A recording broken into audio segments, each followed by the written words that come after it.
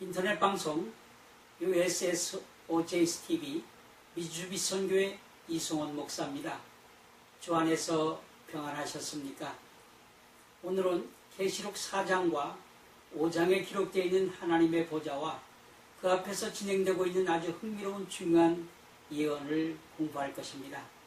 이 예언을 공부할 때 우리는 하나님의 영광의 보좌가 있는 곳으로 들어가게 될 것입니다. 여러분은 하나님의 영광의 보좌가 있는 곳에 들어가 보았습니까? 성령을 받은 사람은 누구든지 이 하나님의 영광의 보좌에 들어가 보았을 것입니다. 날마다 아니 시간마다 아니 순간마다 하나님의 영광의 보좌에 나아가는 사람은 자기의 자아를 내려놓는 사람이며 하나님의 계명을 지키는 자이며 예수의 증거를 경험할 수 있는 자로서 예수 그리스도를 존귀히 여기는 자일 것입니다. 사랑하는 성도 여러분, 저와 여러분은 성령의 감동을 통해서 하나님의 보좌가 있는 곳으로 들어가 보기를 원합니다.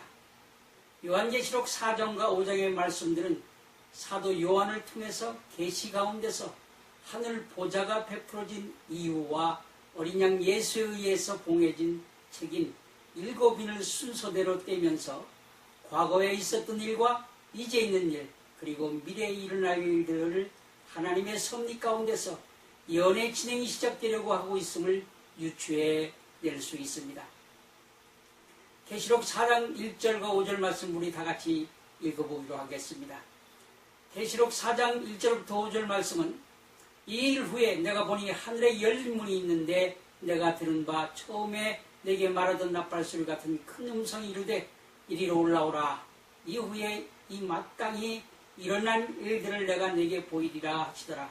내가 곧 성령에 감동되었더니 보라 하늘의 보좌를 베풀었고 그 보좌 위에 앉으신 이가 있는데 앉으신 이의 모양이 벽과 홍보석 같고 또 무지개가 있어 보좌에 둘렸는데 그 모양이 녹보석 같더라. 보좌에 둘려 24보좌들이 있고 그 보좌들 위에 24장로들이 이 흰옷을 입고 머리에 금관을 쓰고 앉았더라. 보좌로부터 번개와 음성과 우레 소리가 나고 보좌 앞에 켠 등불 7이 있으니 이는 하나님의 7 영이라. 계시록 4장 1절에 일 후에라는 말로 시작이 됩니다. 이 일이란 어떤 일을 가리키는 것입니까? 이 일 후에라는 말은 사도 요한이 예수 그리스도의 계시를 통해서 본 것과 이제 있는 일과 미래에 발생할 일들 중에서 사도 요한이 첫 번째로 보게 된 일을 가리키는 말입니다. 다시 말해서 사도 요한이 첫 번째로 하게 된 일은 계시록 1장 11절에 보게 되면 너 보는 것을 책에 써서 예배소, 서머나, 보가모, 두아디라, 사대, 빌라델피아, 라호디게아 7개에 게시된 예언의 내용을 가리키는 것입니다. 이제 있는 일과 장차 미래에 될 일들을 7교회를 통해서 보여준 후에 사도 요한은 4장에서 하늘의 영광의 보좌를 보게 되고 5장 1절에서는 보좌에 앉으신 이의 오른손에 책이 들려있는데 그 책 안과 밖에 글씨가 써 있었고 그 책은 인봉된 7인이었습니다. 4장 1절에 이리로 올라오라 하는 말씀은 사도 요한 개인이 성령 충만 받은 후 하늘 보좌로 초청을 받게 된 어떤 것입니다. 그런데 세대주의 종말론 학자들은 4장 1절이 온 교회를 부르시는 음성, 즉 휴거라고 말합니다. 성경의 앞뒤 문맥을 찾아보아도 온 교회를 부르시는 음성, 즉 휴거라고 말할 만한 어떤 근거를 발견할 수가 없습니다. 계시록 4장 1절에 이리로 올라오라는 말은 사도 요한을 개인적으로 초청하는 음성이지 온 교회를 부르는 음성으로 볼 수 없습니다. 그러므로 세대주의 학자들이 휴거라고 주장하는 해석은 받아들일 수 없는 것입니다. 그러므로 이리로 올라오라는 말씀은 사도 바울이 3층천에 올라간 사건과 같은 동일한 경우로 보아야 할 것입니다.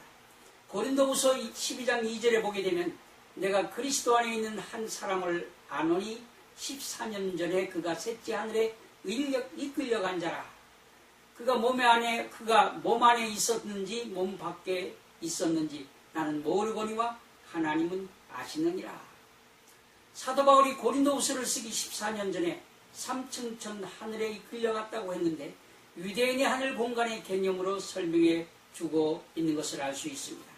하나님 나라에 이끌려간 경험을 통해서 하늘에서 수많은 말을 듣고 보았을 것입니다. 아마 그가 들은 말씀은 복음 전파에 대단히 큰 힘이 되었을 것이라고 저는 생각합니다.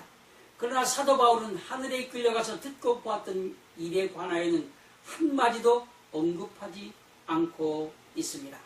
사도 바울이 셋째 하늘에 이끌려갔다는 것과 같은 맥락에서 사도 요한도 바울처럼 하나님께 이끌려갔었다고 보아야 할 것입니다. 여기에서 짚고 넘어가야 할 것이 하나 있습니다.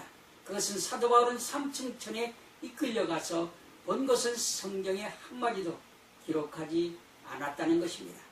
그러므로 하늘에 올라갔다 왔다고 하면서 천국의 맨션, 즉 우리가 곧 거할 초소에 대한 간증을 교회마다 다니면서 하는 사람들을 경계하여야 할 것입니다.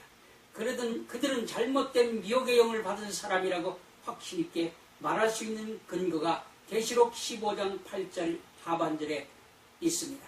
하늘 성전, 예루살렘 성전, 즉 맹션이 있는 곳 7장이 마치기까지 성전에 능히 들어갈 자가 없다고 분명히 기록하고 있기 때문입니다. 그렇다면 성경 말씀이 거짓말일까요? 아니면 천국에 갔다 왔다 하는 사람의 말이 거짓말일까요? 여러분이 판단하시기 바랍니다. 7인으로 봉인된 책이 어린 양 예수 그리스도에 의하여 하나하나 떼어지기 위한 시간이 되었음을 알려주고 있는 장면이 5장에 기록되어 있는 것입니다. 이제 있는 일과 미래에 일어나게 될 사건들은 6장부터 순서대로 7인에 대한 연애 사건들이 진지하게 진행되면서 하나님의 자녀들을 핍박하는 세력에게 하나님의 심판이 진행되고 있다는 것을 알려주고 있는 것입니다. 4장 1절에 하늘에 있는 열린 문이 있다고 기록되어 있습니다. 이 문은 하늘에 있는 문입니다. 그런데 하늘에 있는 문이 열리고 그 안에 들어오라는 초청을 하고 있는 것을 우리는 읽고 있는 것입니다. 사도 요한이 제1장에서 나팔 같은 음성을 듣고 돌아보니 7 금초대 사이를 왔다 갔다 하시는 예수님을 보았습니다. 그것은 예수님이 7 교회를 왔다 갔다 하시는 모습을 본 것입니다. 여기서 교회는 지상의 성전으로 비유되고 있습니다.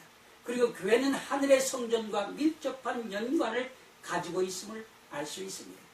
왜냐하면 교회는 보이는 교회와 보이지 않는 교회로 구분을 할 수 있기 때문입니다. 누구 보이지 않는 교회에 대하여 말할 수 있는 분 계십니까? 보이는 교회는 지상에 있는 교회를 말하는 것이고 보이지 않는 교회는 참된 그리스도인들이 영적으로 예수님과 한 몸으로 직접 연결된 참 교회를 의미하고 있기 때문입니다. 보이는 교회는 알곡과 쭉종이가 함께 존재하는 교회이지만 보이지 않는 교회는 오직 참 포도나무인 예수님으로부터 진액을 받고 있는 참 그리스도인들만이 존재해 있는 참 교회를 말하고 있기 때문입니다. 성수의 제도에서 들은 예수님의 지상사역을 의미하고 있는 것처럼 교회는 예수님이 십자가 위에서 흘리신 보혈의 피가 지금도 끊임없이 흘러서 죄인들을 용서하고 있기 때문에 교회는 지상에 존재하는 성전입니다. 금촛대와 떡상이 있는 성소는 예수께서 부활하시고 승천하시어 하늘에 올라가셔서 우리를 위하여 중보하시는 사역을 상징하고 있습니다. 그러므로 성도들이 세상을 본받지 않고 예수 그리스도를 본받아 새롭게 변해된 마음으로 세상을 이기며 살아가면서 성전이라고 부르는 교회에서 성도들이 하나님 아버지께 드리는 영적 예배를 하나님이 받으시도록 도우시는 예수님의 중보 사역을 말하고 있는 것입니다. 계시록 1장에서 요한은 하늘에서 중보하시며 교회를 위해 봉사하시는 예수님을 보았습니다. 그런데 4장에서는 하늘문이 열리며 올라오라는 초청이 주어진 것입니다. 여기서 이 문은 교회와 하나님의 보좌 사이에 있는 문으로서 과거에는 성소에서 지성소로 들어가는 휘장의 문이 있었지만 예수님의 십자가의 피와 죽음으로 인하여 휘장문은 없어졌습니다. 그러므로 지상 성소에서 지상 교회에서 하늘 성소의 문으로 들어오라고 초청을 받은 것입니다. 하늘 성소 안은 들어와서 하나님을 보좌와 보좌 주위에 일어나고 있는 사건을 보라고 사도 요한을 초청하고 있는 것입니다. 바로 그 장면을 우리가 읽은 것입니다. 요한은 그 말씀을 설명하면서 본문 2절에 내가 그 성령에 감동하였더니 보라 하늘의 보좌를 베풀고 라고 말합니다. 내가 성령에 감동하였더니 이미 성령에 감동하여 있던 요한이 더 많은 성령의 감동을 받아 하늘문으로 들어오라고 초청을 하고 있는 것입니다. 거기에는 하나님의 보좌가 베풀어 있었고 그 보좌 위에 앉으신 이가 있었고 내 생물이 있었습니다. 그리고 그곳은 24장로가 있는 곳이었습니다. 바로 하나님의 보좌가 있는 곳입니다. 우리가 하나님의 보좌가 있는 곳으로 우리가 올라가서 사도 요한과 함께 그 속에 들어가서 하나님의 영광의 보좌를 보게 되는 것입니다. 그곳에 하나님의 보좌가 베풀었고 그 보좌 위에 앉으신 이가 있는데 여러분 잘 보십시오. 보좌가 베풀었고는 보좌가 존재해 있는 것이 아니라 보좌가 놓였다고 말하고 있는 것입니다. 이 장면의 내용은 다니엘 7장의 내용과 똑같습니다. 다니엘 7장 9절에 보게 되면 내가 보았는데 왕좌가 놓이고 옛적부터 항상 계신 이가 좌정하셨는데 여기에서도 왕자가 있는데라고 말하지 않고 왕자가 놓이고라는 표현이 쓰여졌습니다. 영어로는 The thrones were cast down으로서 계시록 4장 2절에 하늘의 보좌를 베풀었고의 뜻과 같은 의미입니다.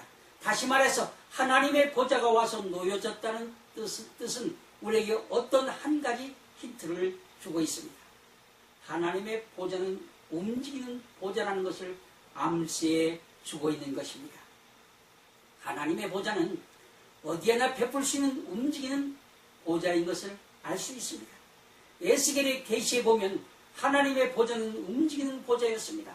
왔다 갔다 하실 때마다 보좌가 따라다녔고 내 생물 자체가 하나님께서 거하시는 보좌의 부분인 것을 알 수 있었습니다. 에스겔 10장의 그 내 생물들을 무엇이라고 부릅니까? 그룹천사라고 부릅니다. 여러분 왜 하나님의 보좌가 베풀어졌을까요? 그것은 교회와 이 세상을 주관하는 마귀의 세력에게 하나님의 예언의 섭리가 하나하나 진행되기 위해서 하나님의 보좌가 베풀어졌다고 보아야 할 것입니다. 다시 말해서 하나님의 보좌가 베풀어진 것은 예수 그리스도께 핏값으로 산 참교회를 보호하시고 참교회를 핍박하시는 세력에게 심판을 하기 위한 하나님의 보좌가 베풀어졌음을 할 수 있는 것입니다. 옛날 고대 풍습에 의하면 유대인들의 마을에서 판결할 일이 생기면 동네 입구에 의자들이 놓여지고 동네에 장로들이 와서 앉고 증인들이 나옵니다. 그리고 책들이 펴집니다. 그러므로 하나님의 보좌가 와서 놓여지고 베풀어지고 하나님이 와서 자정하시고 책들이 펴놓이는 것은 예언의 진행과 심판을 진행하려고 하고 있음을 말해주고 있는 것입니다. 우리는 보좌가 움직이는 보좌라는 것을 알았습니다. 거기에는 보좌에 앉으신 분의 모양을 자세히 볼 수 있었고 24 보좌에 흰옷 입고 금면류관을 쓴 24 장로가 앉아있는 모습을 볼 수 있었습니다. 또 보좌 옆에 7 등불 켠 7 영, 즉 성령님이 있는 하늘 보좌를 사도 요한이 보았습니다. 오늘도 우리도 사도 요한과 함께 그 하늘 보좌를 보고 있는 것입니다. 예언의 진행과 함께 심판이 시작되려고 하는 광경이 지금 시작되고 있습니다. 왜 하나님의 보좌가 베풀어졌을까요? 그 이유는 심판을 진행하는 동안 하나님의 참 교회를 보호하고 타락한 교회와 이 세상에 속해 있는 어떤 마귀의 세력들에게 심판을 시작하려고 하기 때문입니다. 그들을 이어 요한계시록 5장 1절을 보면 보좌에 앉으신 이의 오른손에 책이 있는 장면이 소개되는 것을 보아서 이것을 알 수 있는 것입니다. 내가 보며 보좌에 앉으신 이의 오른손에 책이 있으니 안팎으로 썼고 7인으로 봉하였더라. 책이 7인으로 봉해졌다고 하는 것은 예언의 진행 중에 일어날 사건들이 아직 시작되지 않았음을 알 수 있습니다. 여러분, 예언의 진행 과정 중에 과거와 현재와 미래에 일어날 하나님의 계시의 진행을 알고 싶지 않습니까? 다니엘 7장 9절로부터 10절에도 같은 내용이 나옵니다. 내가 보았는데 왕자가 놓이고 옛적부터 항상 계시니가 좌정하셨는데 그것은 희기가 눈 같고 그 머리털은 깨끗한 양털 같고 그 보좌는 불꽃이요 그 바퀴는 불이 붙는 불이며 불이 강처럼 흘러 그 앞에서 나오며 그에게 수종하는 자는 천천히요 그 앞에 시위하는 자는 만만이며 심판을 베푸는데 책들이 펴 놓였더라. 이렇게 기록된 책들이 펴 있다는 것은 심판을 하기 위해 준비되어 있는 장면을 소개하고 있는 것입니다. 그러나 지금 준비되고 있는 7인의 심판은 사탄에 의하여 움직여지는 어떤 집단이나 세력들을 시대마다 심판하시기 위해서 하나님의 보좌가 베풀어지고 있다는 것을 알 수 있습니다. 이와 같이 시대마다 심판하는 일들은 예수님이 재림하실 때까지 진행되는 사건들이라 말할 수 있습니다. 그러나 천년왕국 이후에 하나님이 개인들을 한 사람 한 사람 행위대로 심판하게 되는 과정도 있음을 우리는 알아야 할 것입니다. 그러므로 여기에서 하나님의 보좌를 베풀고 7인을 떼시면서 행하시는 심판은 사람들의 행위를 심판하시는 심판이 아니라는 것을 계시록 20장 11절로 13절을 살펴보면 알 수 있습니다. 사람들의 행위를 심판하는 심판은 오직 천년왕국의 시대가 지난 후에 즉시 시작되는 것으로 계시록 20장 11절과 11절부터 13절에 기록하고 있기 때문입니다. 계시록 20장 11절과 11절로부터 13절을 우리 다 같이 읽어보기로 하겠습니다. 내가 크고 흰 보좌와 그 위에 앉으신 이를 보니 땅과 하늘이 그 앞에 피하여 간되었더라. 또 내가 보니 죽은 자들이 물어 내수하고 그 보좌 앞에 섰는데 책들이 펴있고 또 다른 책이 펴졌으니 곧 생명책이라. 죽은 자들이 자기 행위를 따라 책들에 기록된 대로 심판을 받으니 바다가 그 가운데서 죽은 자를 내어주고 또 사망과 음부도 그 가운데서 죽은 자들을 내어주매 각 사람이 자기 행위대로 심판을 받고 사망과 음부도 불못에 던지우니 이것은 둘째 사망 곧 불못이라. 계시록 외의 신약 성경에도 개인들의 행위를 심판하는 것에 대한 언급이 나옵니다. 사도행전 17장 31절에 이는 정하신 사람으로 하여금 천하를 공의로 심판하실 날을 작정하시고 라고 되어 있습니다. 주님께서 공의로 심판하시기로 작정하셨다는 말입니다. 고린도후서 5장 10절에도 이는 우리가 반드시 그리스도의 심판대 앞에 드러나 각각 선악간에 그 몸으로 행한 것을 따라 받으려 함이라. 베드로전서 4장 17절에도 하나님의 집에서 심판을 시작할 때가 되었나니 만일 우리에게 먼저 하면 하나님의 복음을 순종치 아니하는 자들의 그 마지막이 어떠하며. 여러분, 심판은 작정되어 있고 심판은 교회에서부터 시작된다고 못을 박아놓고 있습니다. 요한복음 5장에서 예수를 믿는 자들은 심판이 이르지 않는다고 하는 말은 심판을 받을 때 정죄를 받지 않는다는 뜻입니다. 심판을 받지 않는 것이 아니라 심판 당할 때 정죄를 받아서 형벌을 받게 되지 않는다는 것을 설명하고 있는 것입니다. 보좌에 앉으신 하나님의 모습, 계시록 4장에서 사도 요한이 본 하나님의 모습은 다른 성경에 기록된 모습과 똑같습니다. 하나님의 모습은 벽옷과 홍보석 같다고 써있는데 벽옷은 다이아몬드를 말합니다. 금강석처럼 맑게 빛나는 하나님의 모습에서 붉은 홍보석 같은 쇠키나 영광을 보는 것입니다. 다시 말해서 레이저 광선 같은 붉은 빛이 비추어 나오는 광경을 사도 요한이 본 것입니다. 또 그 보좌는 무지개가 둘린 녹보석 곧 에메랄드 같다고 쓰고 있습니다. 초록색, 녹색은 은혜를 상징하는 색깔이며 이것은 천년계의 색깔을 말합니다. 여러분, 주님의 은혜로 이 세상을 덮으신 것을 상징하기 위해서 모든 나무와 풀들과 모든 식물들을 푸른 색깔로 만드셨습니다. 이 푸른 색깔은 우리의 눈에 가장 좋은 색깔이며 마음을 편안하게 해주며 마음을 쉬게 만드는 색깔입니다.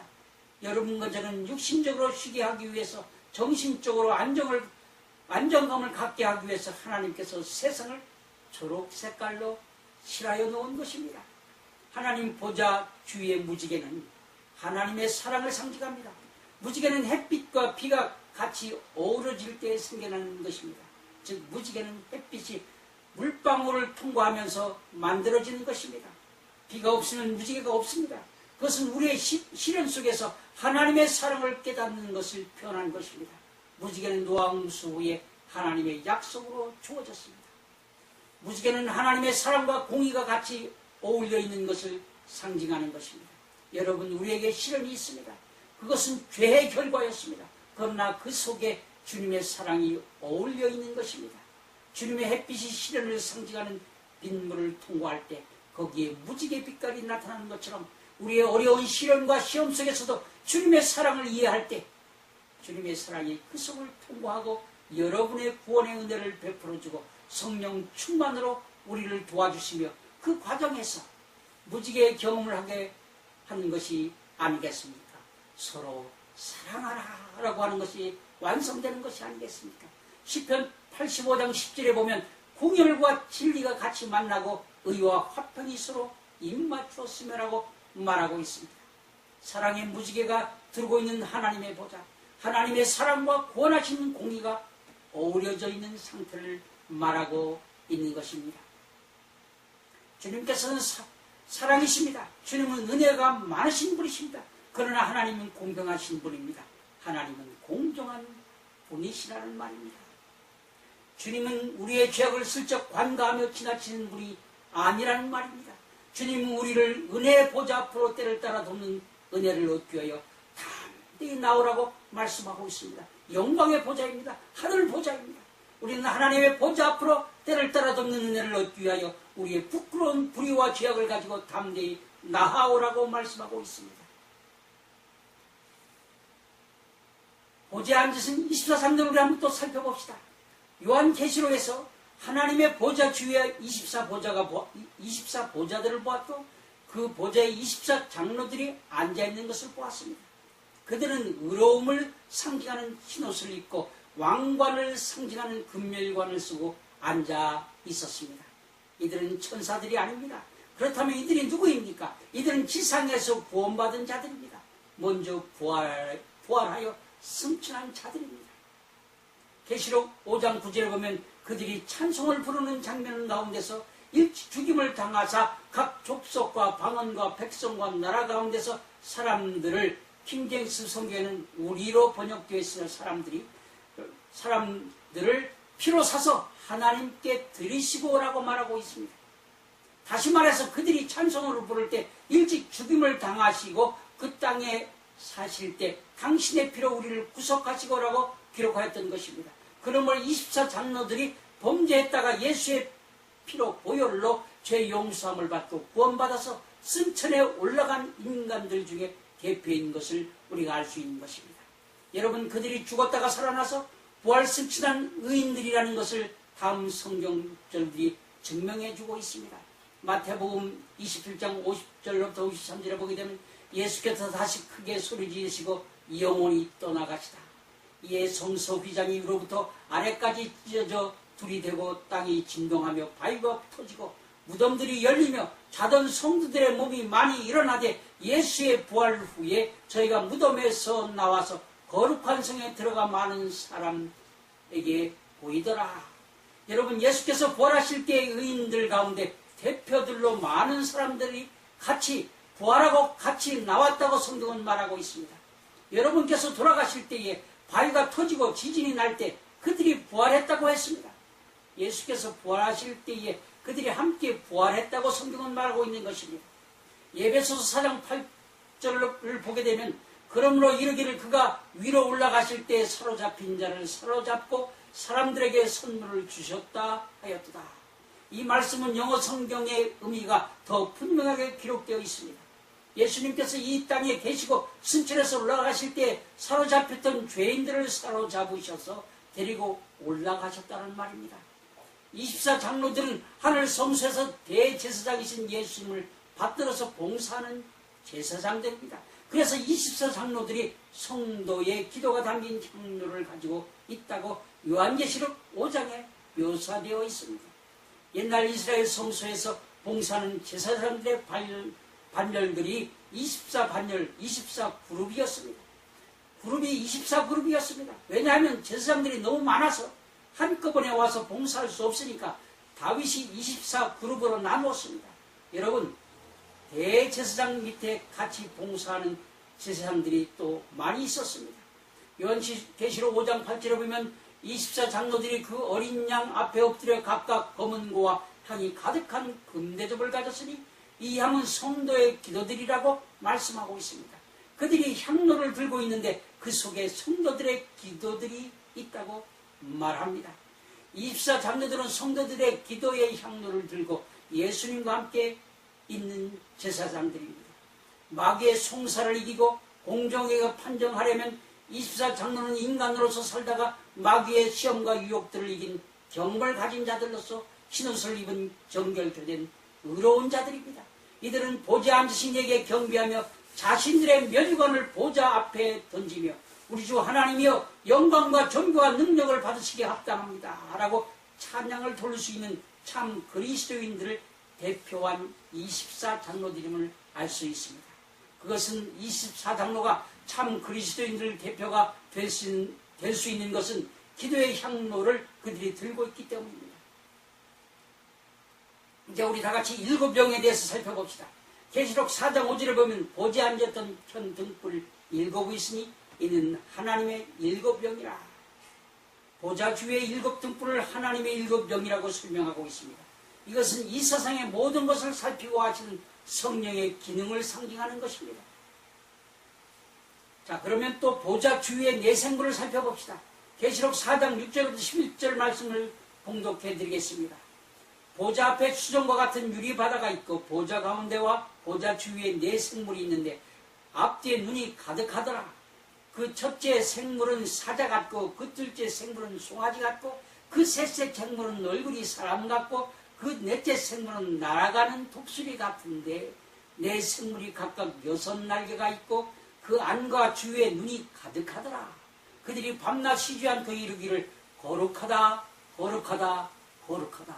주 하나님 곧 전능하신 이여 전에도 계셨고 이제도 계시고 장차 오실 자라 하고 그 생물들이 영광과 존귀와 감사를 보좌에 앉으신 세세토록 사신 이에게 돌릴 때에 24장로들이 보좌에 앉으신 이 앞에 엎드려 세세토록 사시는 이에게 경배하고 자기의 멸관을 보좌 앞에 던지며 가로되 우리 주 하나님이여 영광과 존귀와 능력을 받으시는 것이 합당하오니 주께서 만물을 지으신지라 만물이 주의 뜻대로 있었고 또 지으심을 받았나이다. 여기에 보면 수정 같은 유리바다가 나옵니다. 이것이 무엇일까요? 요한계시록 21장 21절에 그 12문은 12진진이 문마다 한 진주여 성에 기른 맑은 유리 같은 정금이더라.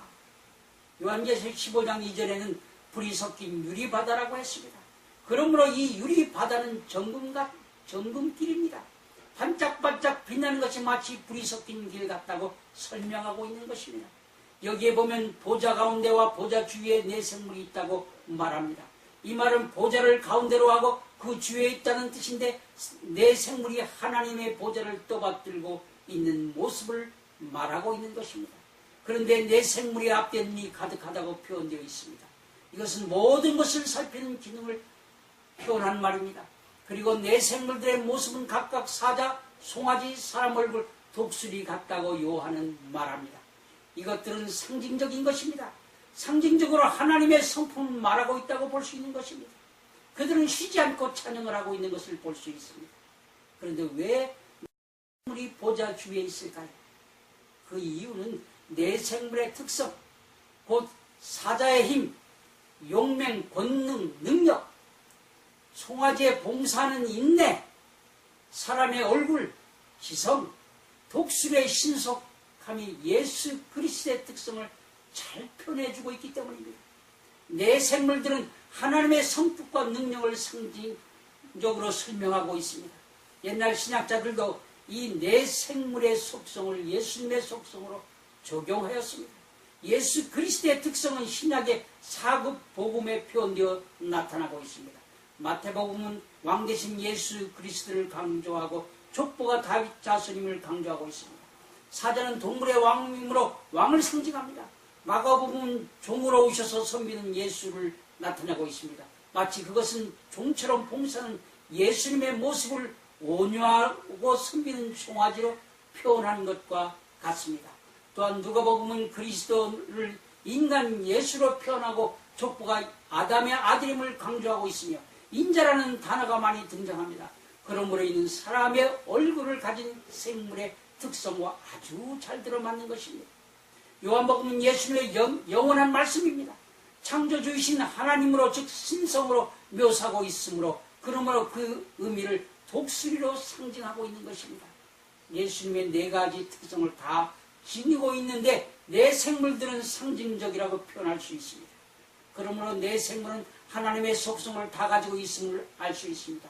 옛날 유대인들의 역사책에 보면 이스라엘 백성들이 진을 칠 때 사방에 네 깃발을 꽂는데 동서남북 방향의 사자, 송아지, 사람 얼굴, 독수리 등의 네 깃발이 있었습니다. 이렇게 예수님의 특성을 나타내는 네 생물과 24장로가 보좌 주위에 항상 쉬지 않고 찬양을 하고 있습니다. 거룩하다, 거룩하다, 거룩하다, 거룩하다라고 말합니다. 하나님의 사랑과 능력에 감격하여 그들은 쉬지 않고 찬양을 하고 있는 것입니다. 사랑하는 성도 여러분, 이러한 마음으로 주님을 찬양하고 계십니까? 사람들은 하나님의 이름을 함부로 부릅니다. 망령되이 일컫고 있습니다. 그러나 주님은 참으로 놀라운 분이고 오묘한 분이십니다. 천사도 감히 우러러보지 못하는 두려운 분이십니다. 그러나 인간은 하나님을 존중하는 것보다 얼마나 함부로 대하고 있습니까? 하나님은 사랑이지만 두렵기도 한 분임을 알아야 할 것입니다. 하나님은 존귀하신 분입니다. 하나님은 우리로부터 존귀를 받아야 마땅하신 분입니다. 이제 4장을 끝냈습니다. 이제 요한계시록 5장을 공부해 보기로 하겠습니다. 제4장에서 우리는 네 생물과 24장로가 하나님의 보좌에서 찬양을 하는 모습에 대하여 살펴보았습니다. 그런데 5장에서도 하나님의 보좌와 네 생물들과 24장로가 나오는 장면이 계속되고 있습니다. 5장을 함께 공부해 보기로 하겠습니다. 계시록 5장 1절 10절을 우리 다 같이 읽어보겠습니다. 내가 봄에 보지 않으신 이의 오른손에 책이 있으니 안팎으로 썼고 7인으로 봉하였더라. 또 봄에 힘 있는 천사가 큰 음성으로 외치기를 누가 책을 펴며 그 인을 떼기에 합당하냐 하니 하늘 위에나 땅 위에나 땅 아래에 능히 책을 펴거나 보거나 할 리가 없더라. 이 책을 펴거나 보거나 하기에 합당한 자가 보이지 않기로 내가 크게 울었더니 장로 중에 하나가 내게 말하되 울지 말라. 유대 지파의 사자 다윗의 뿌리가 이기었으니 이 책과 그 7인을 떼시리라 하더라. 내가 또 보니 보좌와 네 생물과 장로들 사이에 어린 양이 섰는데 일찍 죽임을 당한 것 같더라. 7뿔과 7눈이 있으니 이 눈은 온 땅에 보내시 불문 입은 하나님의 7영이더라. 어린 양이 나와서 보좌에 앉으신 이의 오른손에 책을 취하신다. 책을 취하심에 네 생물과 24장로들이 어린 양 앞에 엎드려 각각 검은고와 향이 가득한 금대접을 가졌으니 이 양은 성도들의 기도들이라. 새 노래를 노래하여 가로되 책을 가지시고 그 인봉을 떼기 합당하시도다. 일찍 죽임을 나가사 각 족속과 방언과 백성과 나라 가운데서 사람들을 피로 사서 하나님께 드리시고 저희로 우리 하나님 앞에서 나라와 제사장을 삼으셨으니 저희가 땅에서 왕노릇 하리로다 하더라. 하나님의 손에 있는 책, 요한이 이 7인으로 인봉된 책을 펴볼 자가 없는 것을 보고 울기 시작했습니다. 네 생물들과 24장로들이 요한에게 어린 양이신 예수께서 이 두루마리를 열 것이라고 위로하는 장면이 나옵니다. 그 다음에 예수께서 이 책을 받으시니 네 생물과 24장로와 나중에는 천사들까지 합심하여 주님을 찬양하는 일이 일어납니다. 위에 성경절을 읽어보면 보좌에 앉으신 이 곧 하나님의 손에 7인으로 봉한 두루마리 책이 있는 것을 알 수 있습니다. 도대체 하나님의 손에 있는 이 책은 무슨 책일까요? 이 책은 우리 인류의 구속과 밀접한 관계가 있지만 이 책은 참 그리스도인들을 핍박하는 자들에게 내리는 심판의 책이기도 합니다. 예수께서 이 책을 받으시니 내 생물과 24장로들과 나중에는 천사들까지 합심하여 주님께서 이루시는 인류의 구속사역과 참 그리스도인들을 핍박하는 마귀의 세력들을 심판할 수 있게 되었음을 찬양하는 것을 볼 수 있습니다. 죽임을 당하신 어린 양이 영광과 존귀를 받으시기에 합당합니다 하고 두루마리 책을 손에 들고 있는 예수님을 찬양을 하고 있는 것을 볼 수 있습니다. 그 책에 글씨가 안팎으로 써져 있고 7인으로 인봉되어 있다고 설명하고 있습니다. 왜 안팎으로 가득 써져 있다고 말을 했을까요? 하나님은 하나님의 참계를 위해 마귀가 어떻게 참계를 핍박할 것인가를 다 파악하시고 그들을 심판할 모든 과정이 준비되어 있음을 말하고 있는 것입니다. 여러분, 왜 7인이 그 책 위에 있습니까? 이 7인은 책 7가지의 계시의 비밀이 숨겨져 있기 때문입니다. 7인을 하나님 하나하나 뗄 때마다 그 계시의 비밀들이 드러나게 될 것입니다. 만약 인봉하지 않았다면 모든 사람이 책을 열어볼 수 있기 때문에 비밀이라고 말할 수 없을 것입니다. 인으로 봉한 것을 어떤 상대방에게 알리고 싶지 않을 때는 않을 때 하는 일이 아니겠습니까? 바로 하나님은 마귀에게 알리고 싶지 않은 계획이 있었던 것입니다. 이 책은 유대인들이라면 다 알 수 있는 책입니다. 이 책은 지구의 땅 문서입니다. 땅 문서라고 그러면 알겠습니까? 인류가 죄를 지고 마귀에게 넘겨주고 팔아버렸습니다. 죄를 졌을 때 마귀가 지배하는 세상이 되어버렸다는 말입니다. 예수께서 원래 주인인 인류에게 다시 회복시켜서 되돌려 주시려고 하시는 것입니다. 그렇게 하시기 전에 주님께서 봉인된 예언을 하나하나 떼면서 마귀에게 공정한 심판을 진행하셔야 하기 때문입니다. 주님께서 이 땅을 되돌리기 위해서 주께서 핏값을 치르셨지만 그러나 주님께서 구원하시기로 작정한 하나님의 백성의 수가 차기까지 마귀가 영적 전쟁을 하고 있는 것입니다. 원래 이스라엘 나라에서는 땅을 사고 팔 수 없습니다. 여러분 아시죠? 원래 이스라엘 나라에서는 땅을 영원히 사고 팔지 못하게 되어 있다는 사실을 말입니다. 그러나 집은 팔 수 있습니다. 만일 가난하여 땅을 팔게 되었으면 희년 때까지만 그 소유가 산 사람이 있었고 그 후에는 원 주인에게 다시 되돌려주게 되어 있습니다. 이러한 땅 문서를 만들 때는 그 동네의 장로들이 증인들로 나와서 입회를 한 후에 자기들의 인장들을 그 문서 두루마리 위에 찍어서 봉인을 하게 되어 있는 것입니다. 그런 후에 그 땅을 다시 무르거나 매매를 하게 될 경우에는 그 증인들이 다시 와서 자기의 인장을 떼어내면서 땅 문서를 다시 펼칠 수 있게 만드는 것이 그 당시의 풍습이었습니다. 옛날 이스라엘의 풍습을 보면 어떤 사람이 가나안의 땅을 팔아 넘기게 되면 그 사람의 가장 가까운 친척이 그의 빚을 갚아주고 다시 땅을 사서 그 사람에게 도로 돌려줄 수 있었습니다. 그렇게 땅을 되찾아주는 사람을 기업을 물을 자라고 불렀습니다.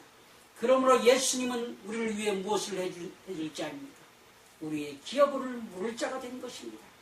에레미야 32장에 보면 에레미야가 자기 조카 하나멜의 땅을 은 17세겔로 물려주는 이야기가 나옵니다. 에레미야 3장 32절 9절부터 11절 그리고 14절에 내 숙부의 아들 하나멜이 아나돗에 있는 밭을 사는데 은 17세겔을 달아주되 증서를 써서 인봉하고 증인을 세우고 은을 저울에 달아주되 증서를 써서 인봉하고 증인을 세우고 은을 저울에 달아주고 법과 규례대로 인봉하고 인봉치 아니한 매매 증서를 내가 취하여 만군의 여호와 이스라엘 하나님이 이같이 말씀하시기를 너는 이 증서 곧 인봉하고 인봉치 않은 매매 증서를 취하여 토기에 담아 많은 날 동안 보존케 하라.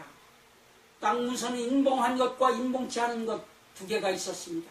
하나는 원본이고 하나는 사본이었습니다. 하나님의 공정한 심판, 예수님께서 위하여 우리의 가장 가까운 친척이 되셔서 우리의 기업을 물을 자가 되셨습니다.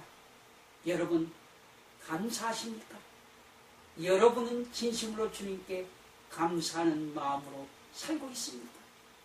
주님께서 당신의 보혈로 우리의 죄값을 치르시고 마귀로부터 이 지구 에덴 동산 즉 교회 이 지구 교회를 도로 사주실 것을 약속하신 것입니다. 그러나 이것은 법과 규례를 따라서 해야 합니다. 왜냐하면 거기에는 마귀의 고소가 있기 때문입니다. 그러므로 하나님의 심판은 공의로운 심판이어야 하며 공정한 심판을 해야 합니다. 만약 주님께서 어떤 죄를 슬쩍 용서해 주신다면 교회가 사람들이 정말 죄를 버리고 회개하고 순종하는 성품이 없고 깨끗해진 경험이 없는 교회를 주님께서 그냥 용서의 천국으로 데리고 들어간다면 마귀와 그 졸개들도 그 뒤를 따라 천국에 들어가려고 할 것이 아니겠습니까? 우리들도 들어갑니다. 이런 교회, 이런 사람들도 그저 용서해 주시면 우리도 따라 들어갈 수 있는 자격이 있는 것이 아닙니까?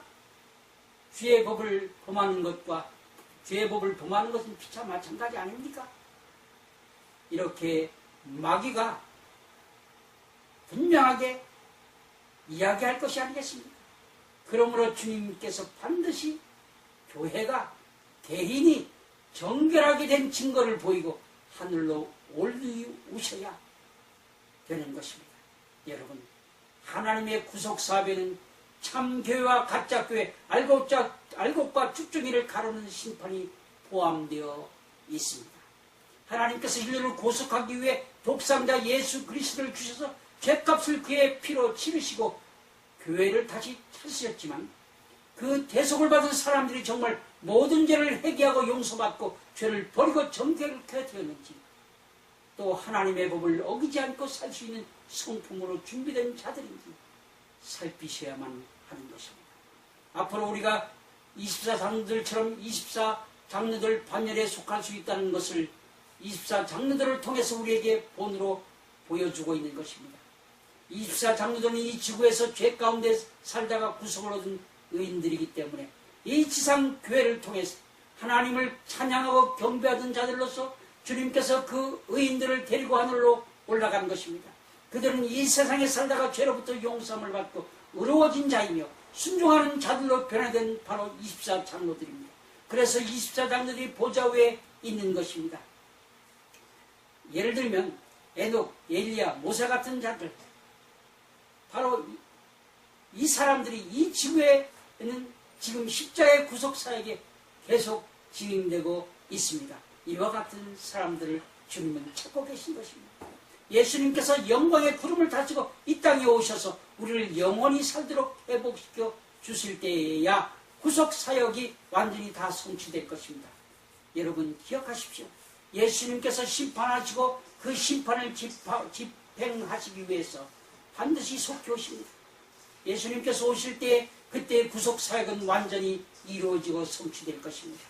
하나님께서 하늘 성수에서 이 땅에 구속사역을 이루시기 위해 하늘의 네 생물과 24장로와 천천만만의 천사들 앞에서 어린 양 예수님이 7인으로 봉인된 책을 펴실 때에 하나님의 구속사역이 하나하나 진행되면서 동시에 마귀의 세력을 심판하게 될 것입니다. 자, 7인을 떼시는 일을 우리 살펴봅시다. 그래서 문서에 있는 7인들을 하나하나 떼실 때마다 이 땅에서 7인의 사건이 터지는 것입니다. 그래서 요한계시록 6장에서부터 봉인된 7인이 하나하나 떼어지기 시작하는 것을 볼 수 있습니다. 이 지구에 있는 하나님의 교회와 마귀의 세력들에게 일어날 사건들을 공개되고 심판되는 것을 보게 될 것입니다. 마태복음 5장에 보면 팔복 가운데 5년 전은 복이 있나니 저희가 땅을 기업으로 받을 것이라고 말씀하고 있습니다. 이 땅이 회복되고 우리가 그것을 기업으로 받는 일은 미래에 있을 것인데 그 땅을 기업으로 받을 하나님의 백성의 수가 찰 때까지 완전한 구속의 날 이룰 때까지 인을 떼는 일이 있을 것이며 그 인들을 떼실 때의 일련의 사건들이 보여지는 것입니다. 주님께서 이 땅을 완전히 구속하실 날이 점점 가까이 다가오고 있습니다.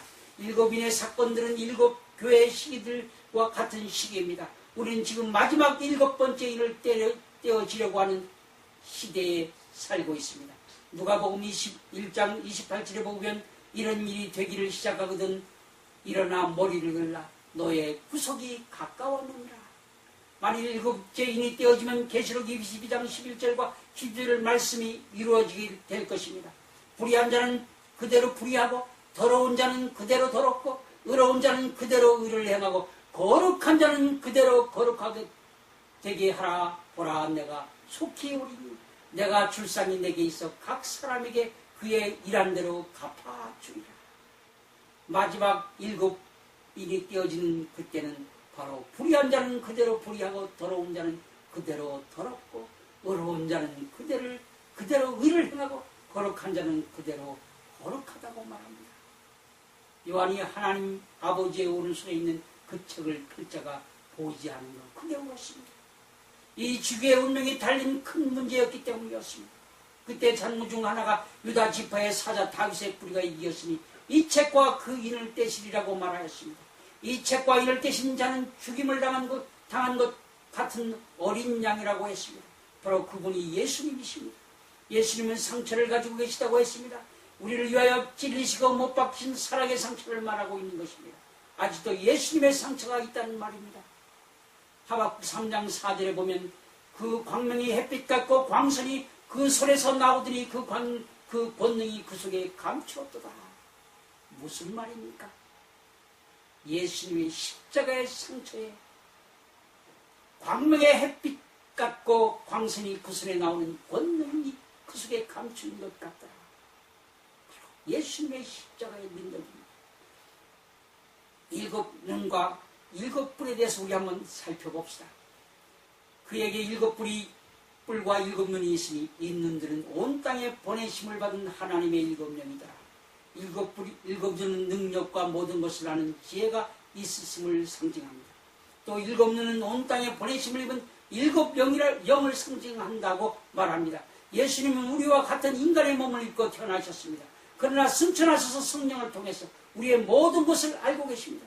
그러면 모든 유혹과 시험을 견디시고 승리하신 예수님께서만 우리의 심판자가 될 수 있다는 것을 알려주고 있는 것입니다. 히브리서 4장 15절로부터 16절에 보면 우리에게 있는 대제사장은 우리의 연약함을 체험하지 않은 자가 아니요 모든 일에 우리와 한결같이 시험을 받은 자로되 죄는 없으시느냐. 그러므로 우리가 궁일하심을 받고 때를 따라 돕는 은혜를 얻기 위하여 은혜의 보좌 앞에 담대히 나갈 것입니다. 우리와 같이 되셔서 이 땅에서 살아보신 예수께서는 우리를 어떻게 도우실 줄을 알고 있다는 말입니다. 동시에 공평한 심판자가 될 수 있다는 말도 됩니다.